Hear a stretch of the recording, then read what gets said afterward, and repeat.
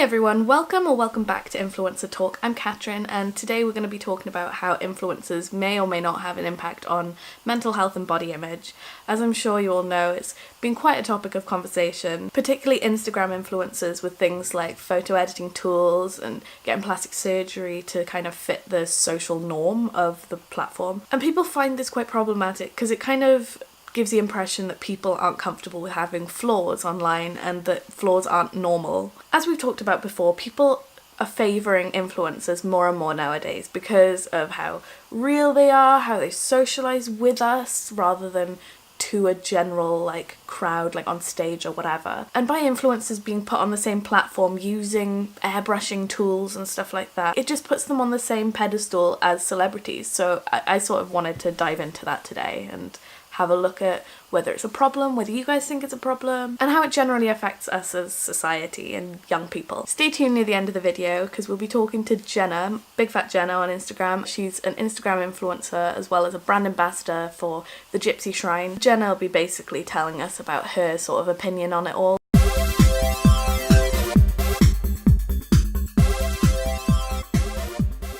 A woman called Wilma Westenberg did a study on how young people are affected by YouTubers, and in this study she said they are perceived as equal, they are just average kids creating unique content on the internet, and they can be the boy or girl living next door or a kid from the same school. She also looked into the idea of young people mimicking the behaviour of the people they look up to, so in particular if an influencer is promoting something like lip fillers or the use of Facetune, then a young audience is likely to copy this. So I sort of wanted to look into it from that angle today. So Facetune. Unless you've been living under a rock, then you've probably heard what Facetune is by now. But in case you don't know, Facetune is basically a Photoshop styled editing tool for your phone. It's an app commonly used on social media, particularly Instagram. It's known for being used by general social media users, but a lot of the time it's influenced by celebrities and influencers. And the app basically allows you to change certain things about your face or your body, just at the click of a button, basically. So by influencers using and promoting the use of things like Facetune, in some way they're promoting the message that if you don't like something about yourself, then you can just change it, just sort it out.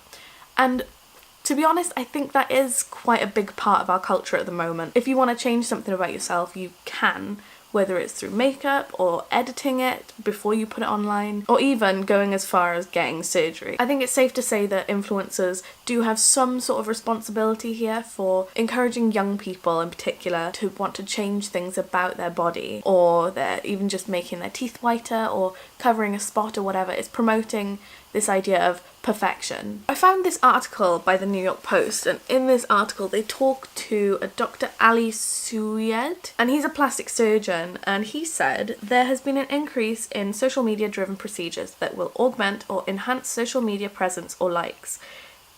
These, he told the Post, include lip fillers, cheek enhancements and non-surgical rhinoplasties, many of which are signifiers of the Instagram face. They want to look like a computer-altered version of themselves. Lots of my patients bring in images of themselves where Instagram filters have been overlaid and say they want to achieve this look that the filter has given them. So this just clearly shows that people who use Facetune find a computer-altered version of themselves and they like the look of it and they think, yeah, I want to look like this.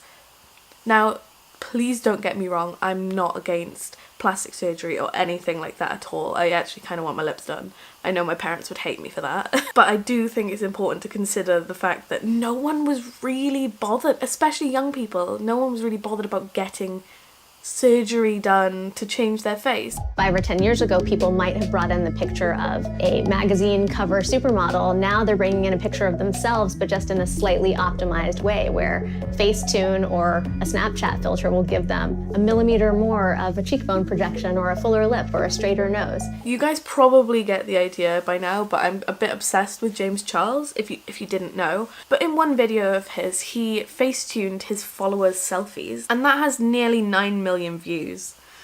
That's mad. So essentially in the video he just changes and adapts his followers' selfies, and not in a jokey way, it is more in a serious way, and basically showing them what they can achieve from editing their photos. James actually says that he finds Facetune a bit of an art form in the same way that makeup is, and photo editing, video editing, and stuff like that. I never really like to edit on makeup or really change myself much. I just like to edit and enhance what's already there to take your photos from pretty good and really, really beautiful to like literally the best ever, have everybody shaking and having wigs snatched left and right. Face tuning is one of my all-time favorite pastimes, so hopefully you guys all watch this to learn some helpful new tips and tricks that you can use next time you're editing your Instagram pictures. He also says that things like the angle, the camera quality, and the lighting can all affect like how the photo comes out, and using Facetune can just diminish all of that. I mean, I get it. I get bags galore. Like, it's nice to just be able to cover them up once in a while. But my criticism here is, if it's already embedded in your routine of uploading, you're a social media influencer. Your job is to upload to social media and talk to your audience. So if it's already in your routine of take a picture, edit, and then upload, then you've already embedded like a social norm into your routine. Whether you know it or not, as a young person, you are inclined to copy the behaviour, or at least mimic in some way the behaviour of the person you look up to. I don't blame influencers for this, because like even all social media platforms at the moment, they're going for like things like filters, like on Snapchat. Let's have a look what kind of filters I can get. Even the ones that have like bear ears and glasses, like I still look like altered in the face, like they've made here smaller. To me it just says that we're editing to look like a better version of ourselves. And by social media doing things like this to make us feel like a better version of ourselves through this filtered look, it makes it really easy and accessible to change how we look and get a better version of ourselves in our head. As someone who kind of knows a bit more about it and like the environment, I thought it'd be good to listen to what Jenna has to say about this. It's absolutely okay as long as you're not drastically changing like your image. Like if you've got like tiny little spot and you want to like get rid of that, that's fine, but you don't want to change yourself so much that when someone meets you in person that you look completely different. Like that's not fair to other people as well. Do you think influencers should be held responsible for promoting things like this? Do you think they are to blame at all? Or do you just see it as a bit of harmless fun? Let me know. Another big trend in the influencer world, not so much anymore, but at least like a couple years ago, was the whole hashtag Kylie Jenner lip challenge. And if you don't remember what this was, then it was basically just a lot of people on the internet, including influencers, but a lot of just like young people and just kind of just stupid people, to be honest, getting involved in putting a shot glass on their lips and watching their lips go to get them like Kylie Jenner's. Kylie Jenner says she hasn't actually been involved in any, like she's never done it, she's never promoted it. She has had her name attached to it because of the fact that she had lip fillers in 2015. To be honest, it was never really seen as like a serious thing, but it did get promoted a lot, even if it was just as a meme. But either way, a lot of people got involved in this trend, and I think, to be honest, it was mainly because it had Kylie's name attached to it and people just wanted to see what would happen. But when does a trend go too far, and when should influencers be held liable for this? According to an article by The Independent, when Kylie confessed to having lip fillers, inquiries for the procedure increased by 70%. I mean, that is mad. That's mad how much influence an influencer can have. I want to make it very clear, I would be all for getting my lips done if I could. But I do question whether the reason why I'm so comfortable with talking about it, and also the idea of getting something done myself, is because so many people have got it done and it's been so normalised. And I think the rise of influencer culture in general has kind of bridged the gap between us and celebrities. It was so unheard of about 10 years ago for just a regular normal person, the person next door, having their lips done. It was seen as just a Hollywood thing, that just big Hollywood celebrities who can afford it can get it done. But it's just so much more normal now, and I wonder if it's because people are so much more influenced by social media nowadays. And maybe this is because the idea of thriving for perfection and putting your best face forward has been so promoted by influencers, because we all do it, even if we're putting our best angle first. Whatever your opinion on lip fillers or any sort of cosmetic surgery, I think everyone can agree that Instagram has definitely had an impact on how accessible all of that stuff is. A lot of companies are using Instagram to promote their businesses nowadays, and that includes cosmetic surgeons as well. It just goes to show that it's really part of the culture, and that it's not just a stereotype of like the Instagram face, it is an actual thing. In an article by the Globe and Mail, Sabrina Maddow talked about all of her ideas in regards to this topic. She said, according to dermatologists, young patients aren't looking for subtle results.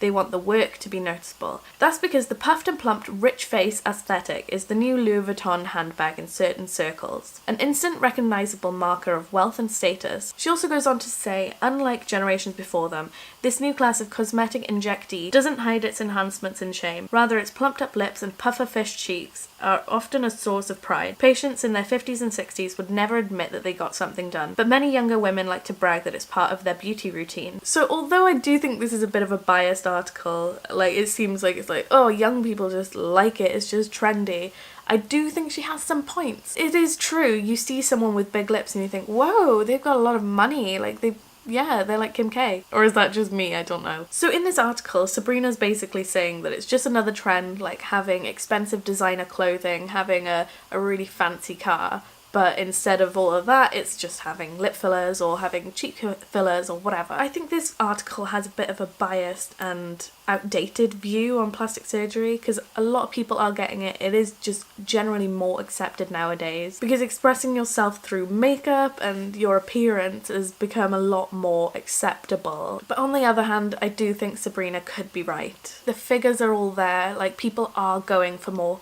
cosmetic surgery, and I think this just says a lot about young people and how we all just want to fit in.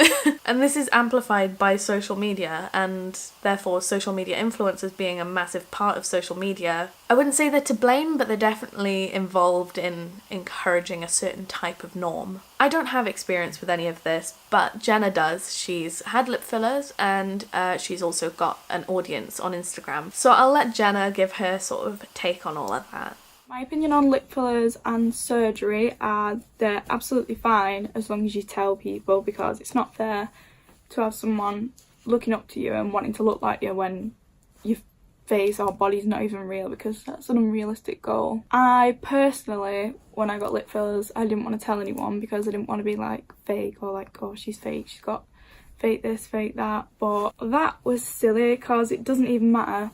Like, you are your own avatar, you can design yourself however you want, as long as you're not hurting anyone else. I came across a video by Erica Costell the other day, and it's of her basically promoting getting a butt lift. Now, Erica Costell is very known for having a very young audience, like little children, so I can't understand how she would want to promote getting a butt lift surgery to like 13-year-olds. She will know that she has like a large following of young children.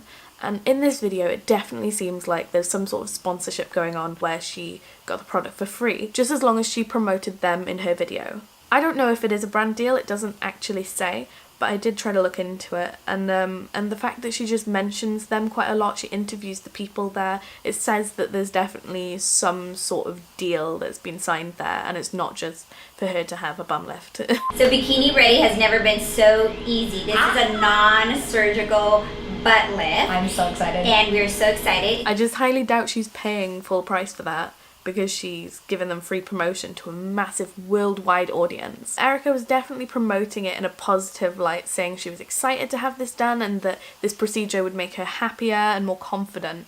And by promoting that to a younger audience that may already be very impressionable, I think it can cause body image problems for such a young audience. So that's the video. I do hope you enjoyed, and I hope you have something to say about it. If you do, please mention it in the comment section. I'd like to hear what you guys have to say about Facetune and body modification being so popular nowadays. And do you think influencers have had like a big impact on that? Let me know. Make sure to subscribe to Influencer Talk, and if you like this video, give it a thumbs up. That's all from me. Bye!